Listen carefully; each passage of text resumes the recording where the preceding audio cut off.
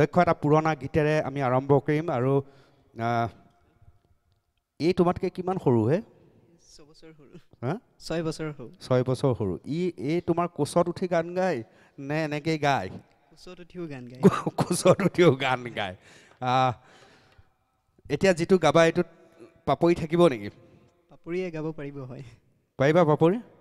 বাৰু দেখা যাওক এই বৰ অভিমান নেকি নহয় হা কোন এয়া দাদা অ দাদা আগতে দাদা বুলি শুনিছিলোঁ আজিকালি দাদাৰ পৰা দাদা হৈছে যি নহওক দাদাই গান গাব তুমি একদম এনেকৈ থাকিবা চুপ থাকিবা দেই সেই সন্মুখলৈ চাই থাকিবা ঠিক আছে গোৱা লক্ষ্য মাই জান তোকে হে দেখা পাই মাই জান ৰাতি টোপনি নাই মাই জান মোৰ বুকু সমে সমাই মাই জান মোৰ বুকু সমে সমাই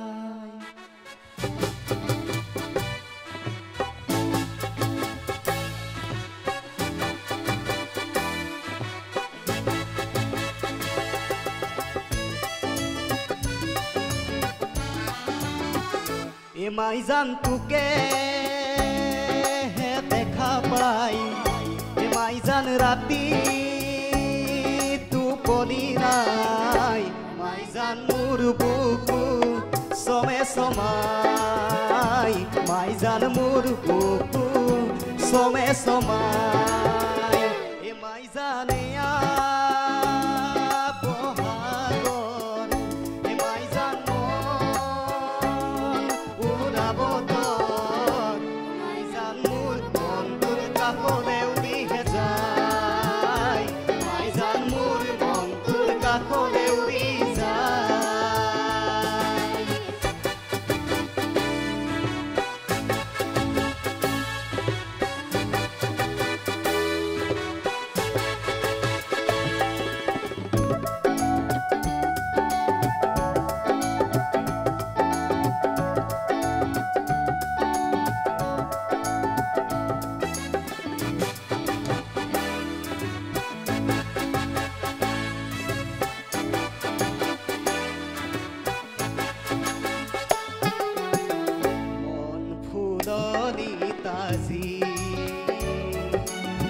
বহাগে তুলনি লগাই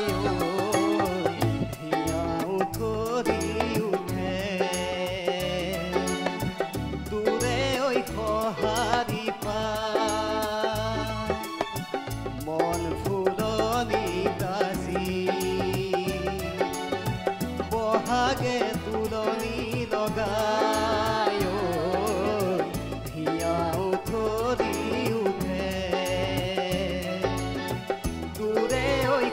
হাৰি পাই মাই জান জীৱন থাকে মানে মাই জান পিৰিতি তই কৰিবি মাই জান দেখা গ'লে বেহাও যায় মাই জান দেখা গ'লে বেহাও যায় মাই জানে মাই জান মন উৰাব মাই জান মোৰ মন তোৰ কাষলৈ উৰি যায় মাই জান মোৰ মন তোৰ কাষলৈ উৰি যায় মাই জান মোৰ মন তোৰ কাষলৈ উৰি যায় সুন্দৰ একদম লক্ষ্য সাংঘাতিক এনেকৈ লক্ষ্য থাকিলে পাপৰি কি অৱস্থা হয় মোৰ সন্দেহ হৈ গৈছে এতিয়া এনেকৈ যদি লক্ষ্যই গান গাই থাকে পাপৰি কি হ'ব পাপৰি দাদাৰ কি হ'ব দাদা বুলি ক আগতে কৈছিল ন কোন এয়া দাদা হেই আগতে কোৱাটো দাদা দাদাই ধুনীয়া গায় কিন্তু ন হয় কাট তোমাতকৈ ভাল গায় নেকি গায় বা ককায়েকৰ প্ৰতি মৰম দেখিছে ককায়েকক ওপৰলৈ থৈ দিছে পাপৰি আমাৰ এইবাৰ আমি কৌস্তৱৰ গীত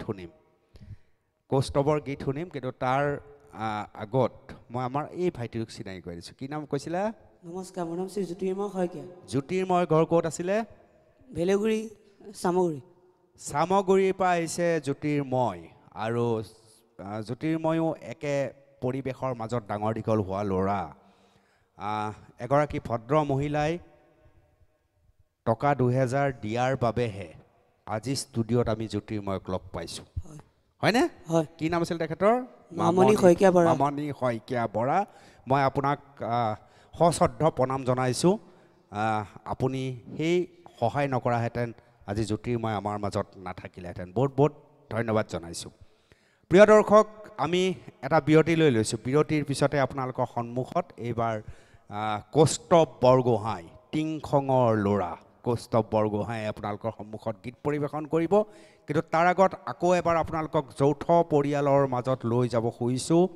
আমাৰ সংস্কৃতি আমাৰ পৰম্পৰা জ্যেষ্ঠজনক সন্মান প্ৰদৰ্শন কৰাটো আমাৰ ৰীতি নীতি আৰু এক বিশৃংখল সমাজ ব্যৱস্থাৰ মাজত এই ৰীতি নীতি য'ত য'ত চলা নাই আকৌ চলাটো যে প্ৰয়োজন সেইবাবেই এই দায়বদ্ধতাৰ সৈতে এই অনুষ্ঠান আপোনালোকৰ সন্মুখত দেখুৱাই আছোঁ লৈ গৈছোঁ ধেমাজিলৈ য'ত আমাৰ সতীৰ্থ সাংবাদিকে আপোনাক দেখাব ধেমাজিৰ এটা যৌথ পৰিয়াল ধেমাজিৰ এটা পৰিয়াল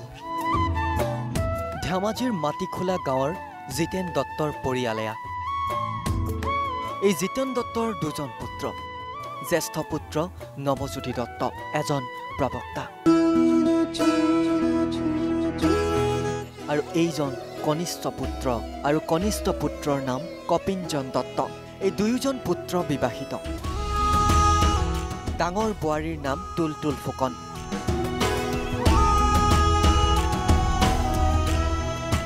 কলেজৰ এগৰাকী শিক্ষয়িত্ৰী তুলতুল ফুকন আৰু সৰু বোৱাৰীৰ নাম পৰিস্মিতা গগৈ ঘৰৰ মুৰব্বী জিতেন দত্ত ৰূপালী দত্তৰ সৈতে দুয়ো পুত্ৰ বোৱাৰী নাতি নাতিনীৰ সৈতে এখন সুখী সংসাৰ বছৰ বছৰ ধৰি মিলা প্ৰীতিৰে বসবাস কৰি আহিছে এই আদৰ্শ পৰিয়ালটোৱে এক বুজাবুজিৰে সমিল মিলেৰে পাৰ কৰাই আহিছে দৈনন্দিন জীৱন এই যৌথ পৰিয়ালটোৱে আৰু যাক লৈ একমাত্ৰ জোঁৱাই তথা প্ৰতিবেশী সকলো সুখী তথা গৌৰৱান্বিত দিনৰ পৰা এইবিলাক পৰিকল্পনা আছিল চিন্তা চৰ্চা আছিল যে এটি সন্তান মাক বাপেকে খুব আদৰেৰে তোলে মৰম চেনেহত আকৌ সেই সন্তানটি মাকৰ বুকু এজনী বিয়া কৰোৱাৰ পিছত মাকৰ বুকুৰ পৰা হেৰাই যায় এইটো অসম্ভৱ কথা বুলি ভাবোঁ ভাবোঁতে ভাবোঁতে দেখিলোঁ নিজেও বিয়া পাতিলোঁ সংসাৰ পাতিলোঁ পতাৰ পিছত দেখিলোঁ যে আপোন কৰি লোৱা কথাটো কোনখিনিত থাকিব আৰু ইয়াৰ ব্যতিক্ৰমটো কোনখিনিত থাকে এইখিনি অধ্যয়ন কৰি ল'লোঁ লোৱাৰ পিছত বিয়া বাৰু পাতি সন্তান সন্ততি হ'ল আকৌ সিহঁতলৈ এজনী আনি দিব লাগে এতিয়া অনাৰ পিছত মই কি ধৰণে সিহঁতক আঁকোৱালি ল'ম এই কথাখিনি চিন্তা কৰি কৰি লাষ্টত নিজৰ আনৰ পৰা অনাগৰাকী নিজৰ যি হিচাপে ল'ব নোৱাৰিলে আপোন ঘৰখনত শান্তি সৃষ্টি নহ'ব আৰু আপোন ভাৱলৈ আহিব পৰাটো সম্ভৱ নহয় ল'ৰা ছোৱালী বা পু বোৱাৰী সকলোকে সিহঁতৰ ভুলবোৰ নিজে বোলে এইটো নকৰিবি সেইটো কৰ বুলি কৈ সিহঁতক আঁকোৱালি ৰাখিছোঁ আৰু সিহঁতেও ঠিক তেনেধৰণে প্ৰতিটো কথা মা এইটো কি কৰোঁ মা সেইটো কি কৰোঁ বুলি প্ৰতিটো সোধে আৰু সেইটোকে মই সদায় বিচাৰি আছিলোঁ আগৰ পৰাও মই মনত ভাবি আছিলোঁ যে কি মই ল'ৰা ছোৱালীক নিজৰ এদিন হয়তো এখন ঘৰ পাতি খাবই লাগিব অথচ আমি জীয়াই থকালৈকে তেওঁলোকৰ যাতে আমি এনেধৰণে থাকি যাওক সেই আশাটো ৰাখিয়ে মই সিহঁতক শিকাই থাকোঁ কৈ থাকোঁ ৰচনা তেনেকুৱা ধৰণৰ পৰিকল্পনা বুলি কথা নহয় আচলতে তেনেকৈ ধৰণে ভাবোঁ সৰুৰ পৰা যেতিয়াৰ পৰা দেখিছোঁ পৰিয়ালবিলাক বা যৌথ পৰিয়ালবিলাক মিলি থকা যিটো পৰিৱেশ আমি যিটো দেখিছোঁ আমাৰ মনতো তেনেকুৱা ধৰণৰ সৰুৰ পৰা ভাব আৰু যে আমি দুজন ককাই ভাই যিমান দিন পাৰোঁ আমি মানে একেলগে থাকিবলৈ বা শান্তিপূৰ্ণভাৱে থাকিবৰ কাৰণে আমি চেষ্টা কৰোঁ আমি সদায় চবেই একেলগে থাকোঁ যে সকলোবোৰ মিলি জুলি থকাৰ কাৰণে ভাল লাগে আৰু তোমাৰ নাই চবে মোৰ ডাঙৰ হিচাপে তেওঁলোকে মানে কোনো মা দেউতা মানে ঘৰজনত যেনেকৈ মই সৰু আহিলোঁ এনেকুৱা মোৰ নিজৰ মা দেউতাৰ নিচিনা আৰু দাদা বৌহঁত আছে চ' এনেকৈ মিলি আছোঁ বুলি ক'বলৈ আচলতে আমি যিহেতু চবেই একেলগে থাকোঁ আৰু সেইটো কাৰণে মোৰ মনে মনে আচলতে এটা সৰুকৈ হ'লেও গৌৰৱ অনুভৱ হয় যে সাধাৰণতে দেখা যায় আজিকালি বিয়া চিয়া পাতিলে মানুহবোৰ বেলেগকৈ থকা হেৰিটোৱে বেছি কিন্তু আমি চবেই যে একেলগে থাকিব পাৰিছোঁ আচলতে আৰু মিলি জুলি থাকোঁ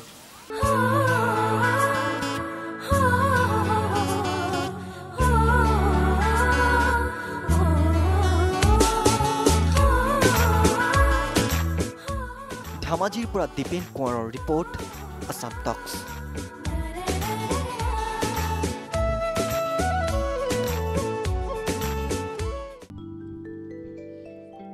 দেহি যৌবন মতিৰ লাজ লাজ লাজ হাজে হাজুন মতিৰ হাজুন কাজ মোৰ দেহাও লাজ লাজ লাজ কিনো লাজ দেহি যৌবন মতিৰ লাজ লাজ লাজ আজি হাজুন মতিৰ হাজুন কাজ মোৰ দেহাও লাজ লাজ লাজ কিনো লাজ লাজে মোৰ মনতে লাজে মোৰ দেহতে যৌবনে কৰে বিৰাজ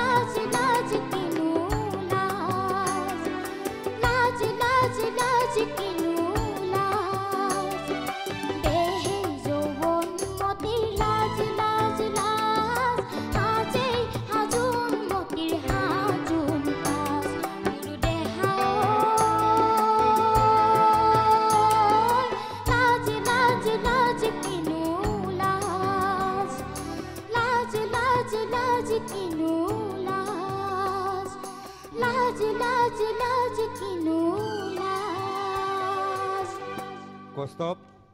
হয় পাহাৰলে জোৰা নাম নাজানে বিয়া নাম জানে জোৰা নাম নোৱাৰে ই পাৰ নেকি পাৰো কিন্তু চাই ল'ব লাগিব নহয় নহয় ই নোৱাৰে নেকি হা নোৱাৰা কৌস্তৱে জানে